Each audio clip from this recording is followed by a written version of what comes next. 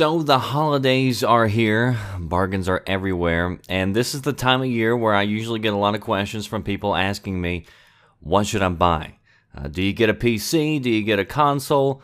So this video is what I would recommend based on my experience. Keep in mind, it's sad that I have to do a disclaimer for this, but this is just my opinion. And opinions are like buttholes, everybody has one. So if you feel triggered easily, you don't like hearing opposing points of view, then this video may not be for you and you may want to exit out and go back to your safe space. But otherwise, let's continue. So first off, I do not recommend buying a Wii U. Maybe if you have kids, but even then, I think that's pushing it. Because Nintendo is getting ready to unveil a new system next year, and I would, pretty much guarantee that it's going to have backwards compatibility. I don't think they're going to screw over all the Wii U people. So I would hold off and wait and see what they're bringing. And also, the Wii U is still kind of pricey, as far as I'm concerned. It's still very close to the price point of PlayStation and Xbox. And so I just don't believe it's a good time to invest in a Wii U. So I would wait and see what happens with the new one. PC. If you are considering, even in the slightest, of possibly saving up or going for a PC for gaming, do it. I've laid out the benefits and cons before. There's pros and cons to everything, but I think the pros far outweigh the cons. So if you've got $700 to $1,000 that you can invest in to a decent rig, that's going to last you for a while, and anything on top of that is just icing on the cake. And yes, that is a lot more than a console, but it's also going to give you more functionality than a console ever will. You're going to have access to more games, more exclusives. Games are going to play better because they all have better frame rates, they all have better graphics. Games are also cheaper in a lot of cases because there's more competition from retailers selling codes. So it's just more options all the way around, no matter how you look at, even down to things like the field of view.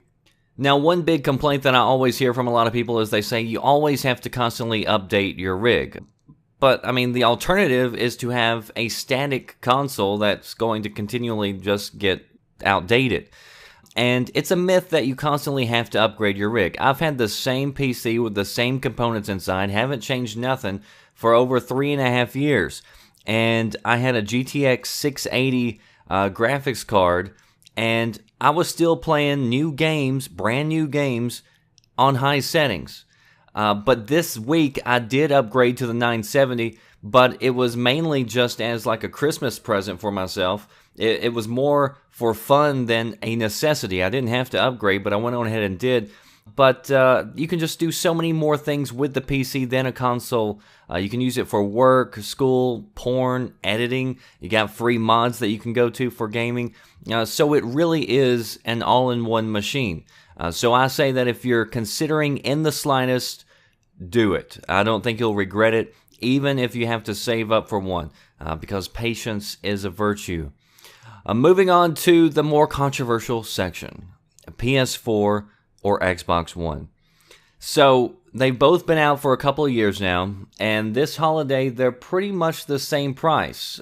So I think there's some Xbox bundles that include more games, so depending on where you're looking, you'll probably find better deals on the Xbox, but I really wouldn't let price be a deciding factor this year. I would pay attention more to which one has delivered so far, and also looking ahead to see which lineup of games you're going to be most impressed with.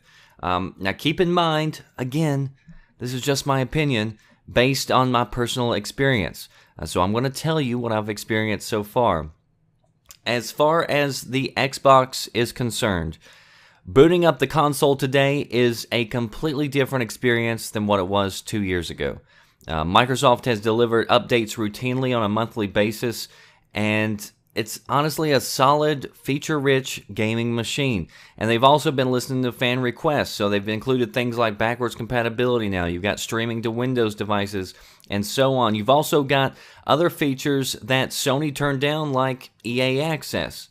Booting up on the PlayStation 4, on the other hand, really doesn't feel that much different than booting up on the PlayStation 3.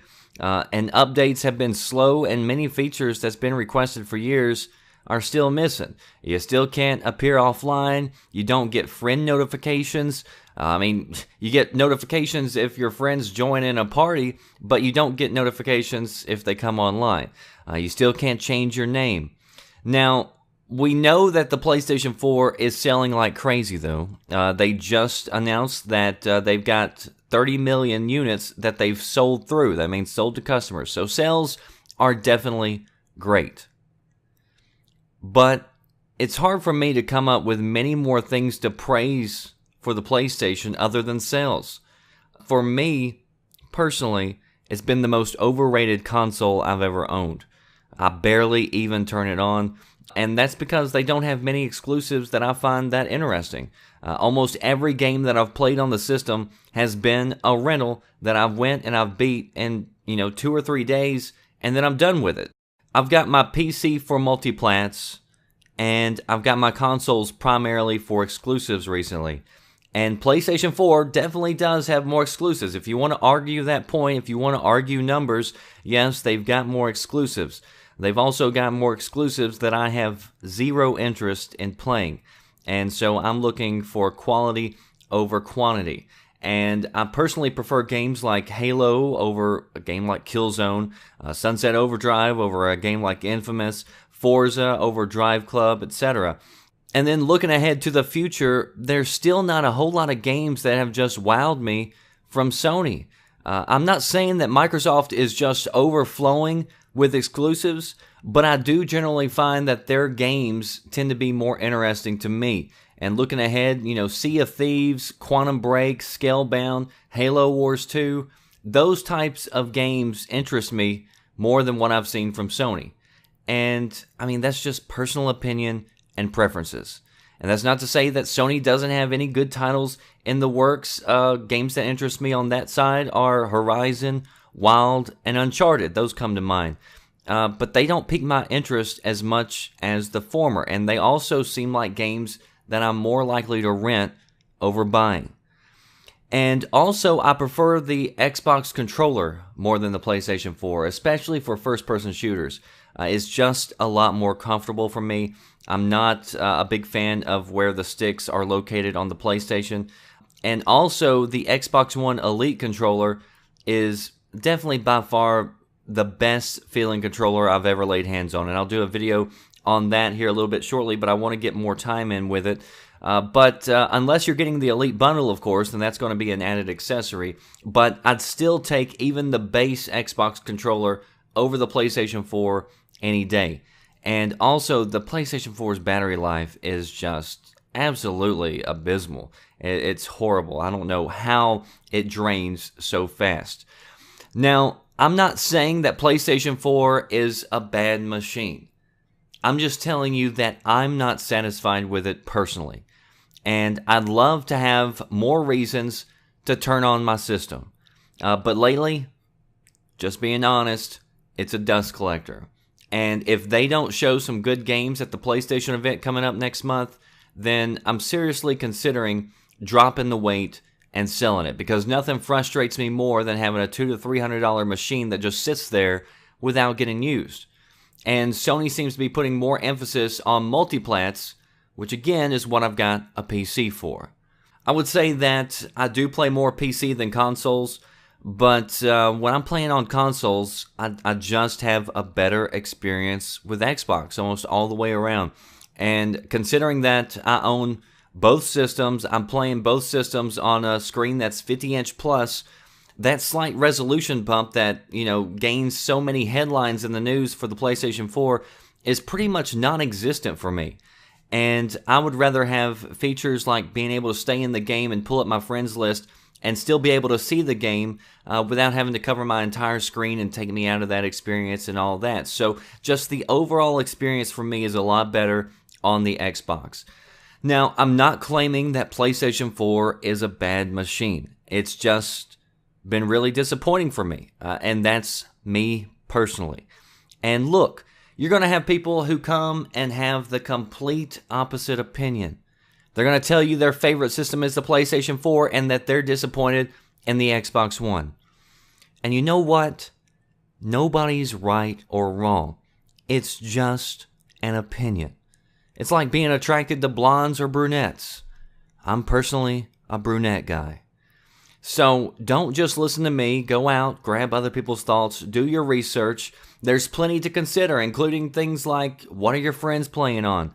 But for me, if I had to rank them in order, it's PC, Xbox, and PlayStation 4.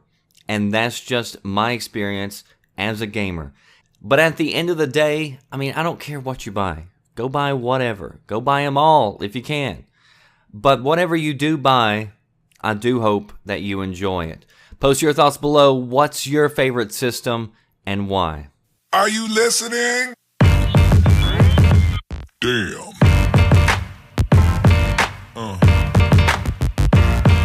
Yeah.